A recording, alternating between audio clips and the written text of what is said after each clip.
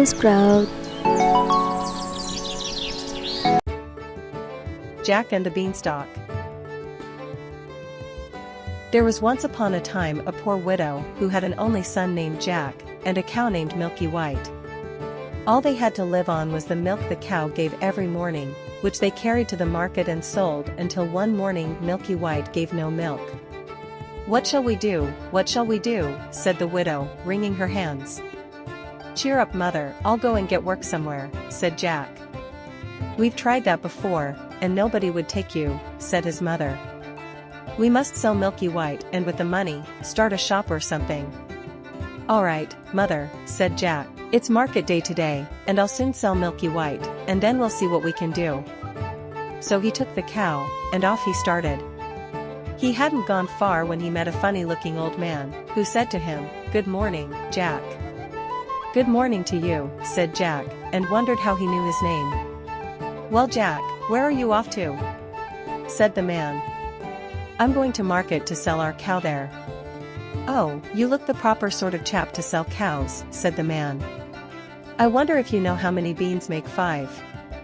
2 in each hand and 1 in your mouth," said Jack, as sharp as a needle. "Right you are," says the man, "and here they are, the very beans themselves," he went on, pulling out of his pocket a number of strange-looking beans. "As you are so sharp," said he, "I don't mind doing a swap with you, your cow for these beans." "Go along," said Jack. "You take me for a fool." "Ah. You don't know what these beans are," said the man. "If you plant them overnight, by morning they grow right up to the sky." "Really?" said Jack. "You don't say so." "Yes, that is so." "If it doesn't turn out to be true, you can have your cow back." "Right," said Jack, and handed him over Milky White, then pocketed the beans.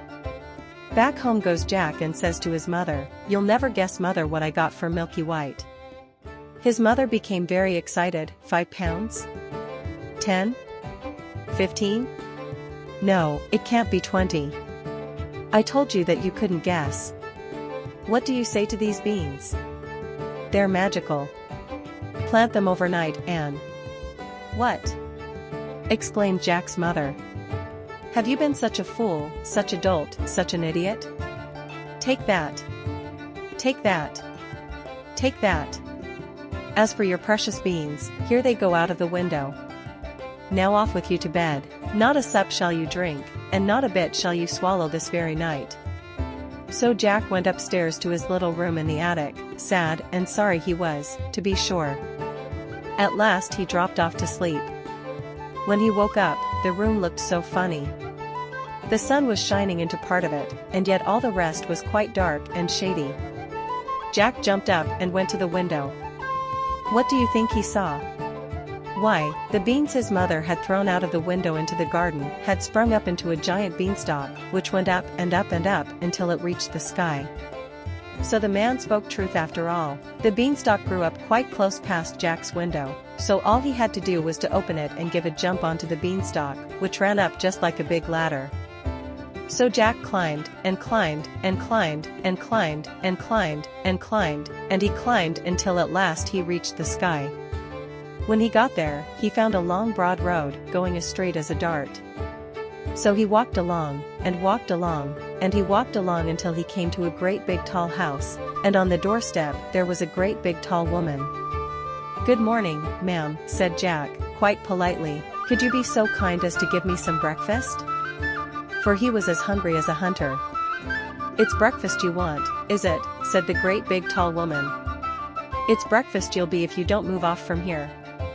My man is an ogre, and there's nothing he likes better than boys boiled on toast. You'd better be moving on, or he'll be coming." "Oh. Please, mum, do give me something to eat, mum. I've had nothing to eat since yesterday morning, really and truly, mum," said Jack. "I may as well be boiled as die of hunger." Well, the ogre's wife was not half so bad after all, so she took Jack into the kitchen, and gave him a hunk of bread and cheese, and a jug of milk. Jack hadn't half finished these when thump, thump, thump. The whole house began to tremble with the noise of someone coming. "Goodness gracious me! It's my old man," said the ogre's wife.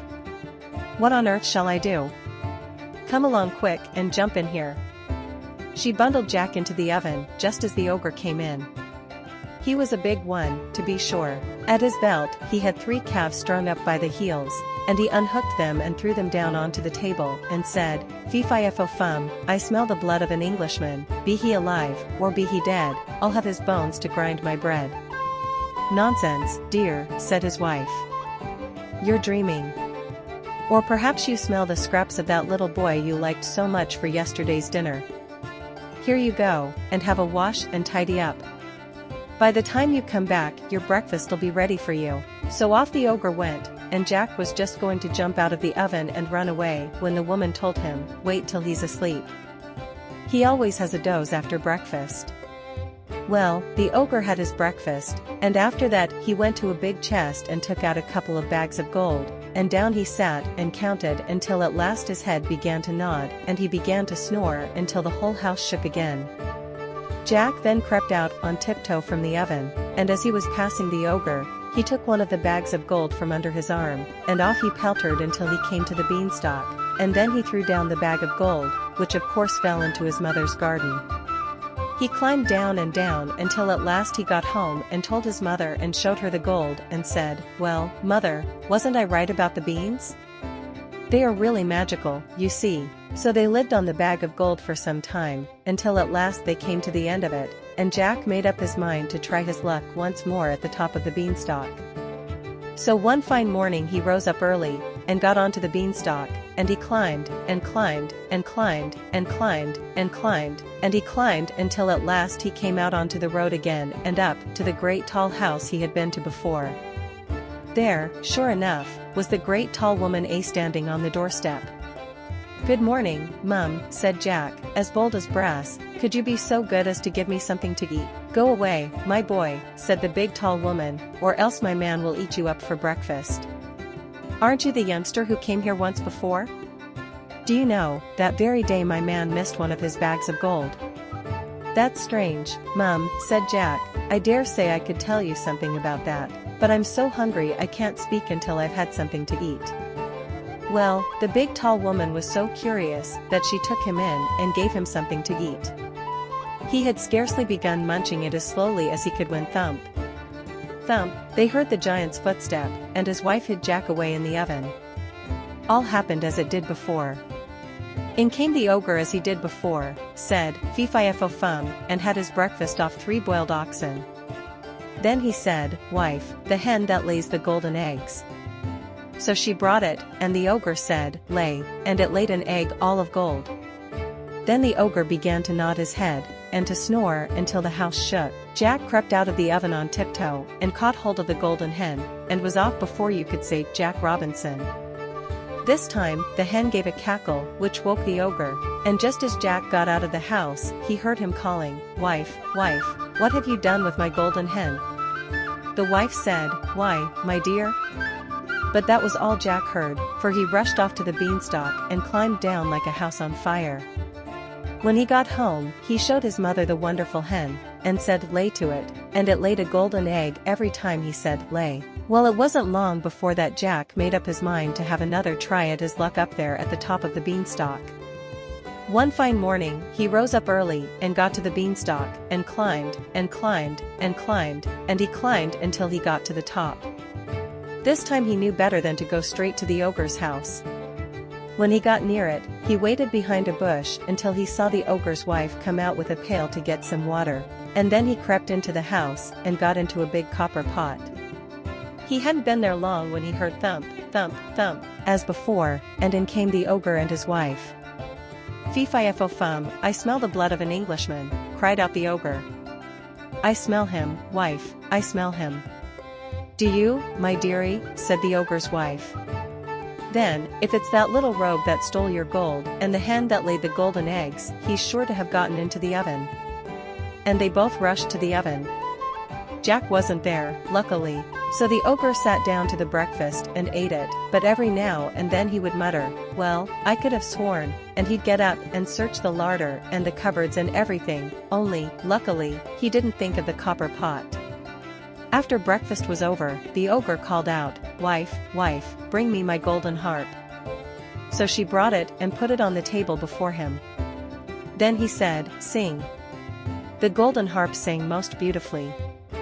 It went on singing until the ogre fell asleep, and commenced to snore like thunder. Then Jack lifted up the copper lid very quietly, and got down like a mouse, and crept on hands and knees until he came to the table, when up he crawled, caught hold of the golden harp and dashed with it towards the door. But the harp called out quite loudly, "Master! Master!" The ogre woke up just in time to see Jack running off with his harp. Jack ran as fast as he could, and the ogre came rushing after, and would soon have caught him, only Jack had a start and dodged him a bit and knew where he was going. When he got to the beanstalk, the ogre was not more than 20 yards away when suddenly he saw Jack disappear. When he came to the end of the road, he saw Jack underneath, climbing down for dear life. Well, the ogre didn't like trusting himself to such a ladder, and he stood and waited, so Jack got another start. Just then the harp cried out, "Master! Master!" and the ogre swung himself down onto the beanstalk, which shook with his weight. Down climbed Jack, and after him climbed the ogre.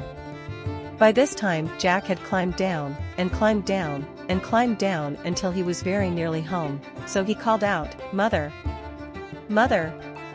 Bring me an axe, bring me an axe!" His mother came rushing out with the axe in her hand, but when she came to the beanstalk she stood stuck still with fright, for there she saw the ogre with his legs just through the clouds. Jack jumped down and took hold of the axe, and gave a chop at the beanstalk, which cut it half in two. The ogre felt the beanstalk shake and quiver, so he stopped to see what was the matter. Then Jack gave another chop with the axe, and the beanstalk was cut in two and began to topple over. Then the ogre fell down and broke his crown, and the beanstalk came toppling after.